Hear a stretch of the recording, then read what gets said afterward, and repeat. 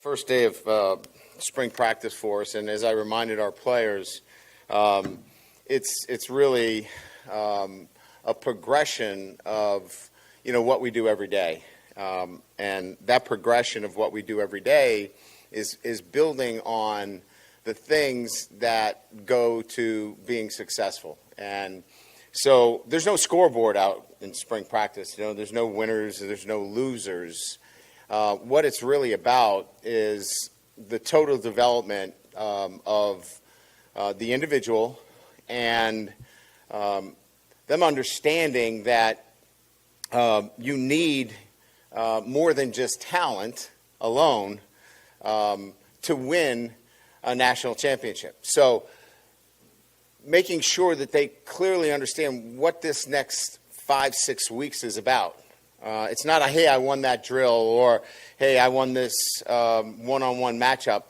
It's really about your total preparation, and it's about how you continue to develop the traits necessary to be elite. And, I thought they did a really good job today. Now, everybody's at a different level, but collectively as a team, we couldn't talk in these terms last year. We were talking about how to practice. We were talking about, not going on one knee during practice, taking your helmet off, throwing your helmet. We were talking much more about emotional control. Guys trying to figure out, where they were and what their place was. So you can imagine from my perspective and the coaches, it's great when you can go out into a drill and just talk about competing and not about whether you won or lost the drill, but whether you used really good technique as a DB at the top of the route. And because you used really good technique and your attention to detail there is, you're going to pick that off when we play XYZ. So that was essentially what today was about, what tomorrow will be about, and then we start to get into, okay, where are the matchups? Where do we need to develop somebody as a key backup, or where do we need to develop a little bit more depth? Maybe where do we need to move a guy? But the next few days is really about that kind of mindset of what spring practice is about and what the objective is in spring practice. So, you could ask me about who looked good and, who did what, and I'll give you the best answers I can. But you can understand the mindset that we all have going into this is, how do we get our guys really understanding total preparation and how to prepare physically, how to prepare technically, tactically, and mentally in the spring. And then how can they have a better attention to detail? How can they be better focused? How can they have the right attitude? How can they be smart?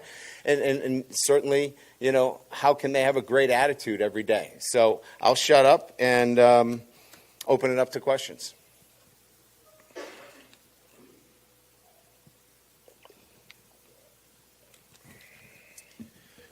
Coach, just on the spring game format, I hear more and more coaches say, as vanilla as that game is, they don't want to put footage out for other teams to look at. How are you dealing with – they want this to be a TV event also, right? So how do you deal with the format this year?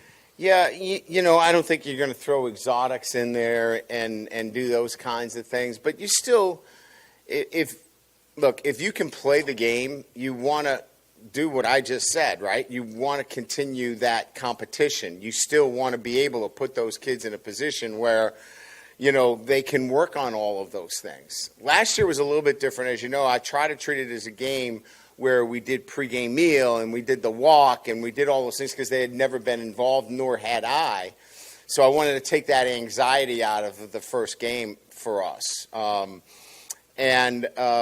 So as we go through the spring, we'll have to evaluate what the numbers look like. So you could have a short spring game, but you could have some 7-on-7. You could have some individual drills. You could have some of the things where the fans could still be involved in it, but we'll have to see how that goes. Yeah, hey, Coach. Noticed that the running back room was a little bit thin out there. Could you update us on what's going on with John and Josh and Armani? Yeah, they're working through the injuries that they suffered. They're out there at practice. They've been great in terms of their rehab, and certainly Josh is the closest in terms of being able to come back and do some more drill work in the spring. Armani will not be back until camp, certainly Trey Hawley's going to get a lot of work, and he did today. Matter of fact, he grabbed me in the hallway, and typically as a freshman, you can imagine there were some errors, and he was looking for Coach Wilson, and wanted to apologize. I was like, just keep showing up, just show up every day. You're going to be fine. And he's got a great motor. He's got a great attitude. He's got all of the things that you want. It's just the first day, and he's swimming. Coach, going into year 2 for spring ball last year, your first year here, how do you as a head coach feel going into this spring with it being a little bit more quieter this off season? Well, I think, we always put the blinders on regardless of what's going on and focus on what's important. And as I kind of alluded to in my opening remarks, what's important is really important for this football team in year 2. As we go back into the development of how do we become more consistent, it's everything that I just talked about. So as important of all the things that we had to do last year, this is equally as important. It's just what's more important this year is a little bit different than last year. So it's just a different chapter that we're moving through in the development of the football program. But I think we just kind of, have tunnel vision and know that this is what's really crucial and important to us now. Yeah, Brian, the way the spring schedule is set up, 2 days practice and then a week off for spring break, is that particularly what you wanted? Is that what the calendar fell? Did you think about maybe starting a week later, or did it work out this way to where you can evaluate all next week on the 2 days you practice? So it allows us to kick into longer hours with the team once you go into spring ball. You're able to elongate the hours and have more contact time. So it allowed us more contact time with the team. And then it allows you to, elongate the schedule because you don't have to count these days that we're at break. We also have the Easter break where we don't have to count days. So it just allows us the ability to spend more time in terms of meeting and contact hours with our football team. So that's kind of the tactic, if you will, in terms of trying to spread it out over a longer period of time. Hey, Coach. With Walker Howard transferring, did that decision sort of surprise you? And with a guy like Garrett Nussmeier now, how important is it to sort of maintain a guy who sort of knows your system and can lead this football team when Jaden departs after this year? Yeah, look, you're ready for everything. You want to do a great job of retention, and sometimes it's out of your hands. Garrett was out there today, even after he's had some corrective surgery. He was out there competing, throwing the football, he'll probably be another week or so before he's full go and everything. But I think he's excited, and I think Collins got a lot of work today. So we've got 3 quarterbacks that will get a lot of work in the spring. I think we're in a pretty good place. Coach, can you talk about your 3 defined future SEC opponents and going to a 9-game schedule? One of the other coaches in the SEC seems to have a problem, and your thoughts on the draw you received. Yeah, we play all 3 of those teams, so for me it just didn't seem to be any different. I expected that it was probably going to be Ole Miss and Alabama, and whether it was going to be A&M or Texas or somebody else, it's not something that I really thought much about because I wanted to play SEC teams, that's why I came here. So I just think I come from it from a different perspective in that I respect all the opponents we play, and I think it's important that, we play certain teams. But if we could play all SEC schools, and that was the smart thing, I know it's not the smart thing to do, but I think 9 is great because it's going to prepare you and your football team, for what eventually will be in 2024, an expanded, playoff field, and I think that's a good thing. Just to follow up real quick on John Emery, when do you expect to have him back?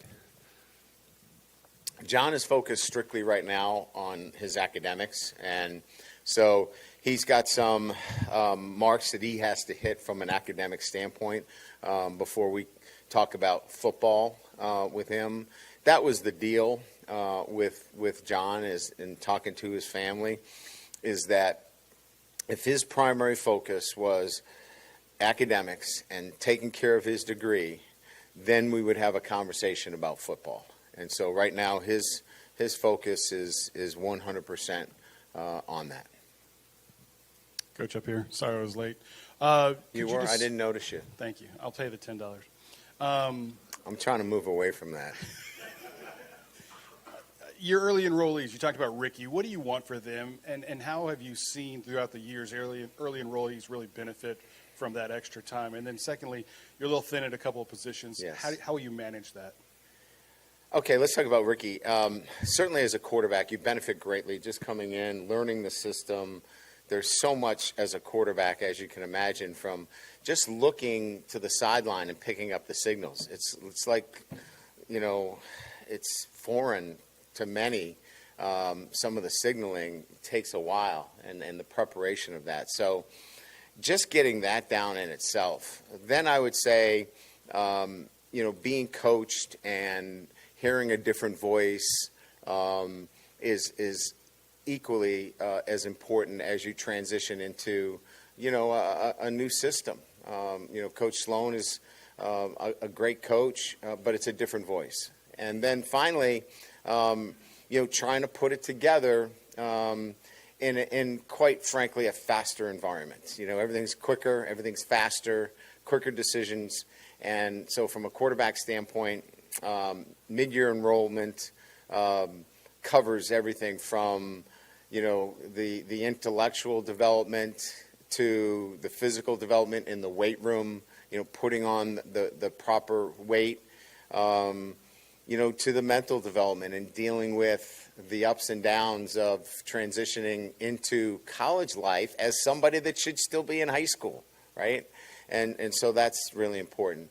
We're really thin on the offensive line, and so the charge will be after today really focusing on shoring up that group. Now we've got guys coming, right? We've got guys that are out, and and I'm not here to say that we've got an issue with a second group. We just have some young guys that are playing right now that it's really a first time out there. But we've got to shore that group up. When we shore that group up, we've got some talented players out there.